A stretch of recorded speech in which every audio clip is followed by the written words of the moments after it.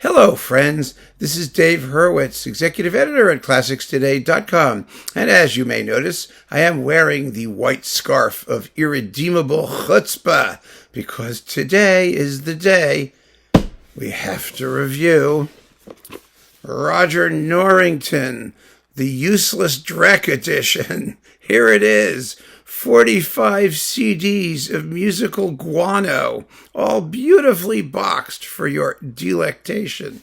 Well, how do we start? First of all, let's just look at what it says it is, because it's somehow so telling, so appropriate to the entire fraudulent nonsense which was Norrington's career.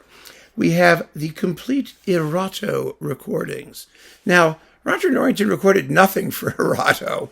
Erato didn't even belong to his label at the time that he made these recordings. He was an EMI artist.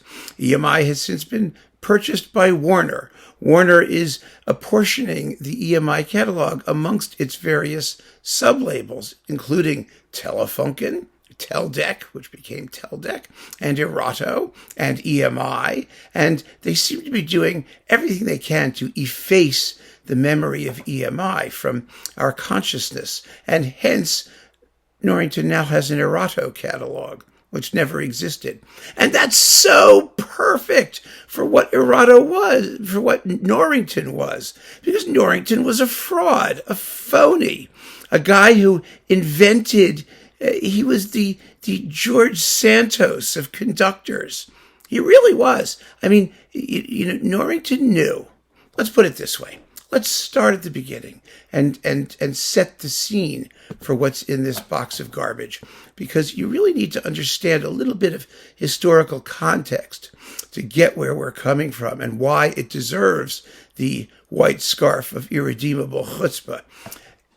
Norrington began life as a sort of director, he was the founder of the Schutz Choir. He was an early music guy, a choral conductor, somebody who had no chance of ever having any other kind of career in his life. And then the period instrument movement started. And it started in the UK in a particular way. What happened in the UK is that, some of you may know, the English musical establishment generates lots and lots and lots of musicians, and they're all basically freelancers. And that system was absorbed into the London musical industrial complex, if you want to call it that, military industrial complex. That is, you had 5 big London orchestras, and they could all sort of substitute players pretty freely, and people could come and go at will. There's just this giant pool of people from whom they could draw. Well, the period instrument movement did that. And they did it in a smaller scale way, because the orchestras that played this music were rather petite. They were cheap. That's the point. They didn't cost a lot, but they were all pickup ensembles.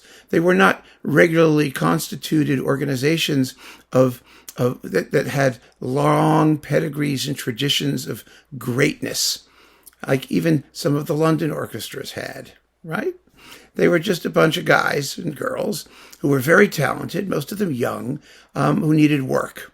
And so the Academy of Ancient Music, the English Concert, the London classical players, the Three Stooges, the whatever they were called, the London classical players, that's just the Monteverdi Choir and Orchestra, whoever the hell they were, they're all the same people. The Hanover Band. I mean, it's all the same bunch of people. I remember I used to always look for who played the brass. Well, Crispian Steele Perkins was the trumpeter everywhere. I mean, they were all the same group. The Orchestra of the Age of Enlightenment. They just switched around some chairs and desks and positions and things and whatnot. But that's who they were. And the only thing that changed was who the conductor was. And that's really kind of a joke, because the music that they were playing existed before we had conductors. So it really made very little difference, who was conducting what and what they were doing. But each label had its own proprietarily named ensemble drawn from this pool of players. And backing them was, of course, the English musical press, which would mindlessly support anything that came from the UK. No matter what it was, no matter how bad it was, no matter how silly it was, no matter how anti-musical it was, it made no difference because they were supporting the hometown team and, more importantly, they were supporting hometown labels, their organizations, which were based in London and which had cozy relationships to the English musical press. So that is the circumstance in which people like Norrington could capitalize. They were able, Norrington was a clever guy. Norrington understood. He understood that he needed to have a proprietary sound, something, a brand, in other words. This is all totally modern advertising stuff, right? This has nothing to do with period anything. This is about branding and marketing.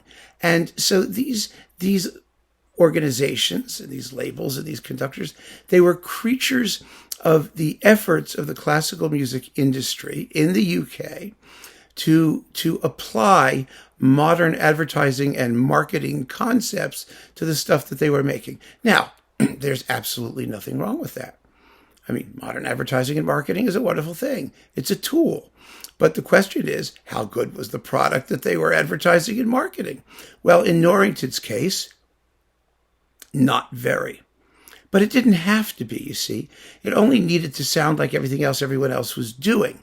And Norrington's particular trick was to make an issue out of the absence of vibrato in his string sections, which he banned because he claimed that vibrato didn't exist before World War II. He made some of the most extreme and astounding claims for this little bit of historical nonsense. It's completely untrue. And he knew it was untrue. He's always known it's untrue. He's been challenged on numerous occasions on this topic by colleagues of mine and others, and he hedges and hems and haws and huffs and puffs because he knows it's all bullshit, complete bullshit. But it gave him the Norrington sound. And he parlayed that into his appointment in Stuttgart, which was, the climax of his career.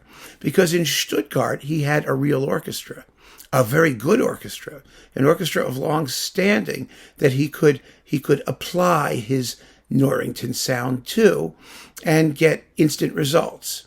And of course, he got the credit for the fact that they were basically a very good orchestra, no matter how much they suffered under his tutelage. And he took this one idea, this one silly idea, play without vibrato, play everything fast, be cold, be uninteresting, and he parlayed that into a career.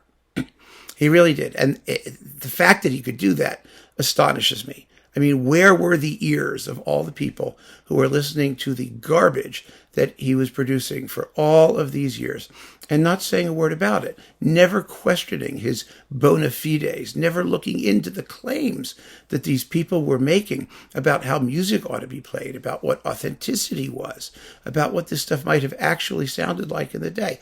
Nobody questioned any of this because it had scholarly sanction from a bunch of mostly British, mostly worthless, really third-rate musical scholars like Clive Brown and people like that who fancy themselves authorities on period performance practice. And he had the British musical press at his back. And then the German press, too. And so there we go. We have the career that is Roger Norrington, musical snake oil salesperson. So, where does that leave us? That leaves us with the beginnings, this box of junk that he produced with the London Classical Players, a.k.a. the Academy of Ancient Music, a.k.a. the English Concert, a.k.a. the Orchestra of the Age of Enlightenment, a.k.a. the Hanover Band, etc., etc., etc., and so forth. So the chutzpah comes in the claims of authenticity that were made at the time that these recordings were issued, which were just outrageous. Go back and read the reviews, And it reminds me all of what Shostakovich said about his Fifth Symphony. The big lie of his Fifth Symphony, which is a deeply tragic work, and which has an end which we now know is supposed to represent completely hollow bombast. Doesn't have to. There's some ambiguity there, but essentially, the story goes that the Communist Party would come and listen to it, and Shostakovich said, "See, it's a happy ending. It's a really happy ending. It's optimistic. It's joyful." And these people who knew absolutely nothing about music went away, say, yes, it's joyful because it's loud and it's in a major key, therefore it's happy and joyful. And they don't hear anything that comes before, anything that leads up to it, anything that gives lie to that statement. They just said, yes, it's happy and optimistic and joyful, and everybody went away, perfectly content. Well, this is the same thing. Norrington came up and he said, oh, it's authentic, it's this, it's that. And the critics and the press and the establishment said, oh, yes, of course it's. They just swallowed the whole bullshit line without thinking about it at all. The problem is the reason it was so easy for this collection of a Dreckish folderol to go down is that people were interested in anything that sounded different. And I get that. No one wanted the 500th recording of Beethoven's Fifth that sounded like the other 499 recordings of Beethoven's Fifth.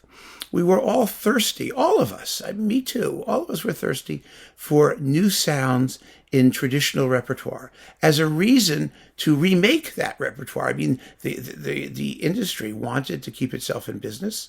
They knew that the only thing people were interested in was the same old.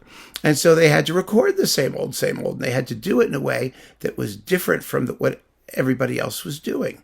So there's enormous pressure always to do that kind of thing. The question is, are those differences meaningful?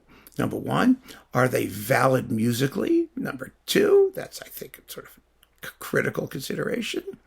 And number three, are they honest? Do they reflect some sort of feeling on the part of the performers other than the need to just, have a job? Because this is art after all. This isn't just like plumbing, or contracting or construction. It's not just doing a job in a craftsman-like way.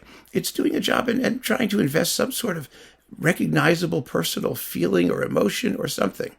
And to this day, none of us have any idea what Roger Norrington has a shred of feeling about, what he does particularly well. Well, I mean, there have been period instrument people who have that, for sure. Charles Mackerras, for example, he was a Mozart aficionado. He was a Handel scholar. There were areas of the repertoire. I mean, also Janacek, but there were areas of the early music repertoire that were his, that he was able to make his own, that he had an absolute affinity for. Norrington never displayed any of that. He never did anything that was systematic, that showed that he had some kind of something. I mean, even Hogwood's Mozart symphony cycle, which hasn't really held up all that well. But when it came out, it had tremendous backing from the scholarly community of the day. It had a point of view. It had those things. I don't think Mozart, Hogwood was a great Mozartian, but it was systematic. It was logical. There was something behind it. It had a point. Norrington never had a point. Never. I mean, Gardner had his philosophy, his theories. I mean, most of these people did. And some of them were just very talented musicians. Trevor Pinnock, a superb musician who brought that musicality to whatever he did and made some astoundingly great recordings as a result. Harnoncourt, God knows. I mean, he was a genius conductor in many, many ways. And so also we had that feeling not just of something different, but something different and musically valid and interesting. But we never got that from Norrington. And the way he was able to get away with it, of course, aside from all of the other circumstances I've mentioned, is the fact that these pickup ensembles that they put together to make these recordings were full of young, talented musicians. And if you gave them a recipe, play with no vibrato, do this, do that, they could do it. They could do it without any conductor at all. And you stuck this guy named Roger Norrington in front of them, and with music that, for the most part, until he got into the later Romantic period, didn't really require much of a conductor at all. Remember, classical symphonies, classical period stuff that was made to be played on the dime. I mean, Haydn once wrote a letter asking to have one rehearsal because of his symphony's new and special effects. I mean, the orchestras in those days just you put the music in front of them and they played it. Well, God knows they can do it now, and they can do it better than the orchestras could then in certain respects. And so it was like he was like a wind-up toy. You put the music in front of them. You say, okay, guys, do this. Here's your recipe. No vibrato here. Lots of loud trumpets and calfskin timpanettes here. And go. And he could stand up and he could do whatever he wanted. He could have been doing semaphore signaling, and it wouldn't have made any difference as regards the musical results, because they all just stick their heads down and they just play it. And you go. And that's what this box of Dreck is, and that's why it's Dreck. Because in general, and I'm going to tell you what's in it in a minute, in general, it has not a shred of musical distinctiveness other than those differences that these people were promoting as authenticity, and which aren't unique to anything here. There isn't anything unique here, because the only question was, who won the race? What was the race? The race was the effort to bring this concatenation of mannerisms and the new orthodoxy into later and later and later music. So there was a race to see who would get into the Romantic period first, who would do the Symphonie Fantastique first, who would do Brahms first, who would do all this stuff, and apply this formula to later music. And Norrington was very good at that. He got there first in a lot of this Romantic stuff. He was followed by Gardner and some other people in some of the same music. Gardner, who was, by the way, a much better conductor than Norrington was. Or at least he had a much larger or more strongly profiled, if perhaps obnoxious and arrogant, personality. So there you go. Anyway, so what do we got? 45 CDs. 45 CDs containing some of the most terrible, cold, unfeeling, unidiomatic, atrocious music making you will ever hear in your life, particularly in music of the Romantic period, because obviously music of that period was never constructed to withstand the orthodoxy which Norrington and his gang imposed on it. But they didn't care, and most listeners didn't care because it sounded different. Well, here's a news flash, folks. Different is different, and if that's all you value, have at it. But if you value music, if you value what the composer's intentions were, if you value authenticity, idiomatic authenticity, then this is a joke. And the joke is on us. It really is. And it richly deserves the white scarf of irredeemable chutzpah for what these people did. And it's our own stupidity that we accepted it for so long without saying anything about it. There you go. So what do we get? We get Handel, the water music, suites 1 and 2, and music for the royal fireworks. Who cares? There's a million period instrument, Handel, fireworks, and water music things, some of which are superb, including Roy Goodman, the other guy who did all the Handel stuff on Hyperion. It's going to come back to me. Anyway, who did a really cool fireworks music with like all the original people and stuff. Yeah, he was another guy who used all that ensemble things. You'll remember it. It doesn't matter. Haydn, oh my God. Symphonies 99 to 104, and the overture to L'Anima del Filosofo, which was the opera Orfeo that he wrote for London. Some of the worst Haydn you'll ever hear in your life. Norrington has done quite a bit of Haydn. He betrays not a shred of interest in Haydn or what the music is expressing. It is completely cold, utterly mechanical, scruffily played. Because let's face it, I mean, good as these pickup orchestras were, they're still pickup orchestras. They really are. I mean, if you want to talk about tradition, if you want to talk about pedigree, you have to look at today's regularly constituted great orchestras. They have it. These people didn't. They never did.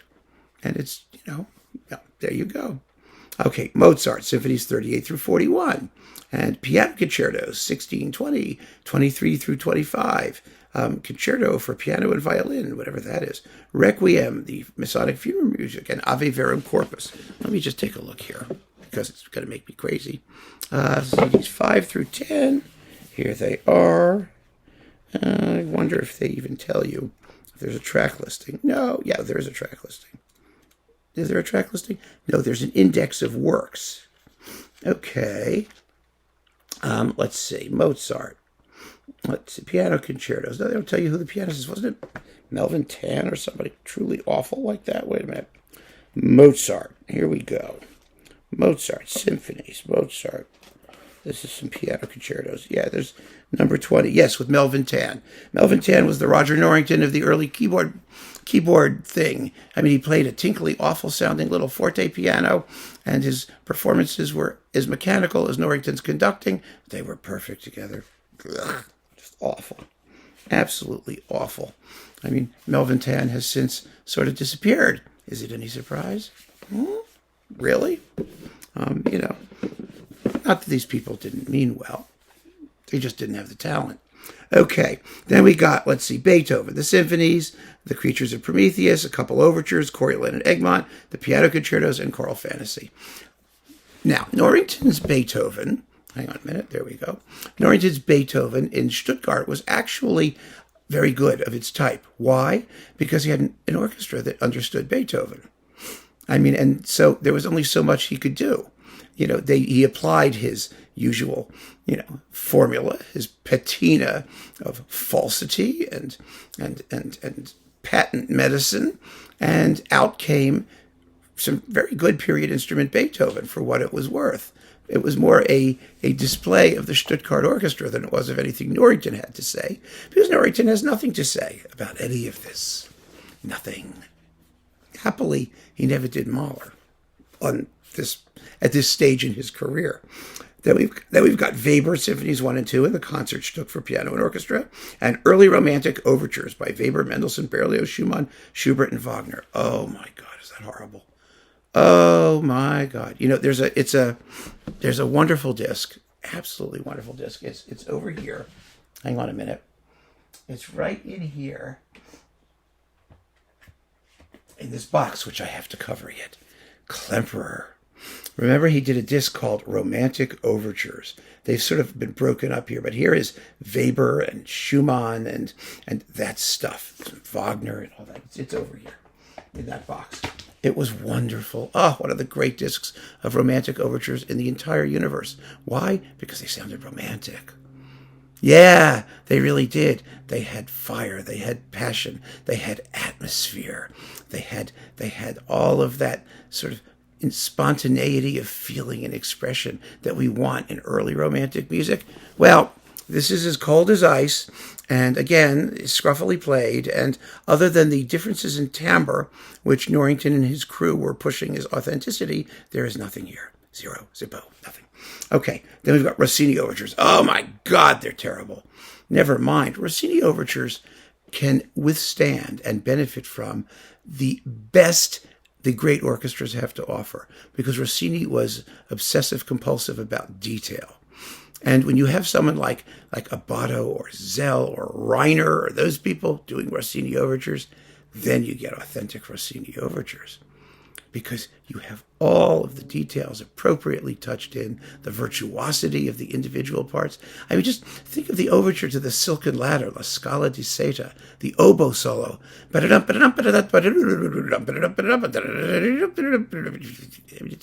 It's virtuoso stuff. Real virtuoso stuff. It requires virtuoso players and a virtuoso conductor. A conductor with a sense of fun, a sense of humor, a sense of style. Norrington? Style? Style? You must be kidding. Anyway, so then we get, let's see, Schubert Symphonies 4 through 6, 8, and 9. Now, you'll notice here that unlike some of the other period instrument people who were interested in exploring cycles or off the beaten path classical repertoire and Baroque repertoire, things that had not been done a million times, there isn't any of that here. None of that. Norrington only did same old, and he only applied his formula to same old, to make it sound different, to give it the treatment. But he had no particular interest in any depth of repertoire, and he had a major label at his disposal. He could have done it. He really could have done it. So we get Berlioz, the Symphonie Fantastique. Gardner, for example, was a Berlioz conductor.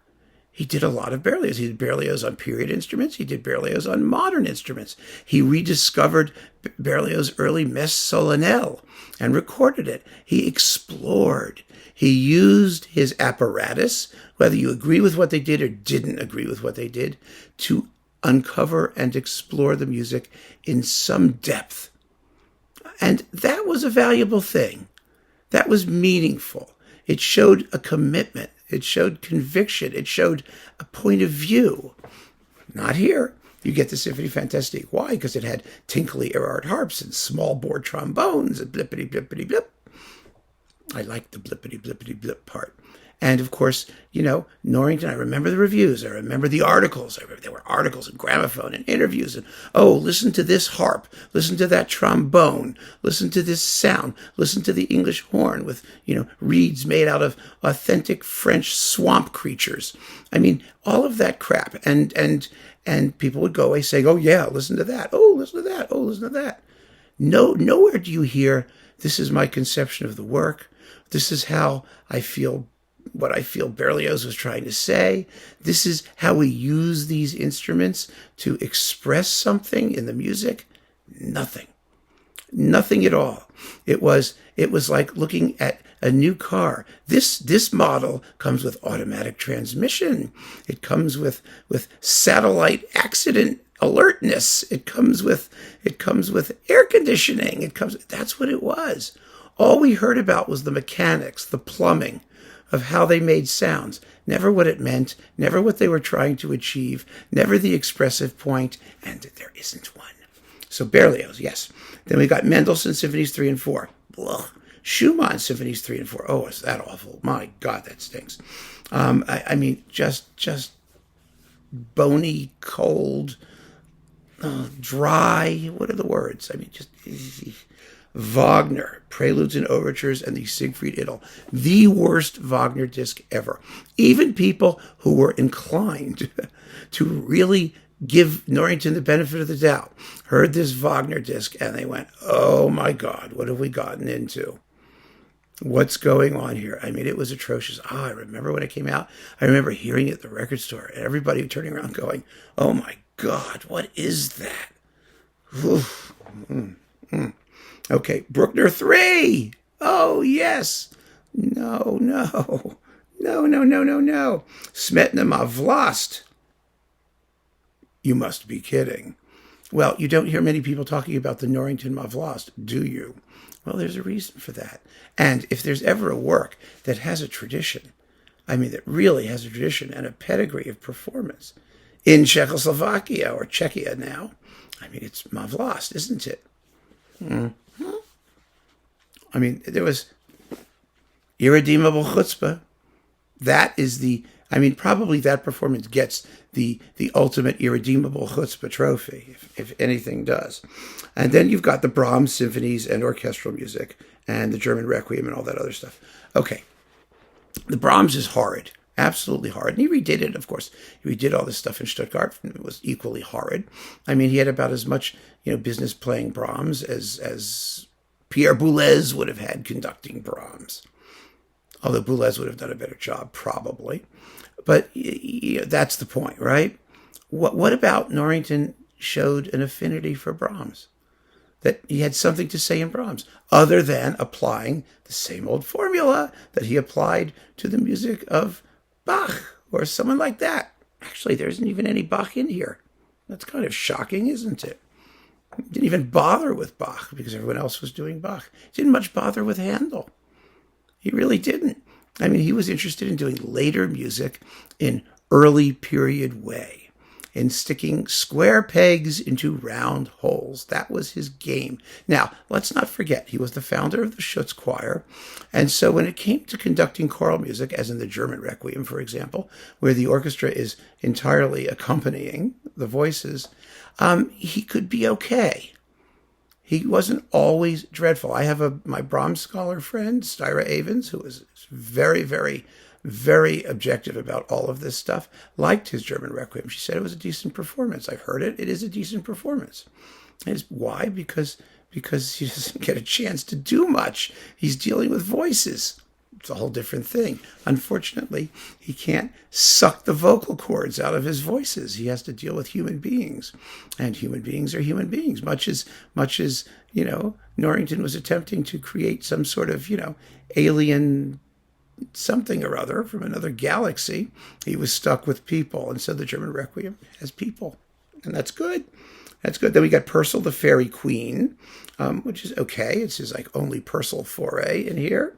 And the Handel operatic arias, sung by a bunch of people. I mean, who cares? No one needs them. Mozart, Don Giovanni, and Die Zauberflöte. Is anyone paying attention to these performances? I mean, now, of course, Mozart on period instruments is no big deal. The operas on period instruments are no big deal. We had Arnold Oestman, remember, originally on the Oiseau Lyre, and Gardner, who did fabulous Mozart operas. Give him credit. They were great because he had great singers. He did a terrific job casting them, and he had real fire and energy. And René Jacob on Harmonia Mundi. There is no shortage of period instrument or period instrument influenced Mozart operas. And so these were also rans the day that they were issued. And no one ever had much to say about them. If you care, take a look at the casts. Hang on.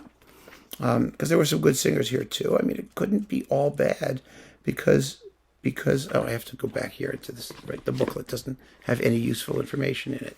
I keep forgetting. Let's see, here they are. Oh God, there's the German Requiem. There's the Fairy Queen. And here is Don Giovanni, right. With Andreas Schmidt, Alistair Miles, Amanda Hallgrimson, Lynn Dawson, John Mark Ainsley, and Nancy Argenta, Gerald Finley, people like that. And with the Schutz Choir, not surprisingly, right? So we have that one. And then there's the Magic Flute is in here somewhere too. Yes, this looks like a magic flute. With Anthony Rolfe Johnson, Nancy Argenta, let's see, who's this? Arian Jones, Catherine Denley, Andrea Schmidt, the usual people. Beverly Hoch, who's the Queen of the Night. Oh, there she is. I wonder what happened to her. She was a coloratura soprano who had a 15-minute long career. So there you go. I mean, these were not special performances of the Mozart operas, certainly not better than the other period instrument things going, but he had to establish his bona fides in that music as well. And lastly, the Rossini Bicentennial Birthday Gala. I'm not even going to go there. Unbelievable that they were able to do that. Rossini would be spinning in his grave. I mean, absolutely. So that's it. That's the box. It's a box of nothing original or different or interesting. There's the irony, isn't it? Because all this music has been done. It's been done by period instrument people. Some of it's better, some of it's less good. But the recipe that Norrington had was applied by others with more talent, others with more to say in the music, others with a point of view, others with better orchestras. It's all been done, making this completely and totally unworthy of further discussion or notice. And, by the way, just for calling it the complete Erato recordings and for reissuing this, Warner itself richly deserves, here it is, the Scarlet Scarf of Shame. I mean, the Scarlet Scarf of Shame. I mean, that's the only way to describe this. Aside from irredeemable chutzpah, it's a shanda. It's a scandal. It's a joke. It's Dreck. So keep on listening, friends. Thanks so much for joining me. Take care.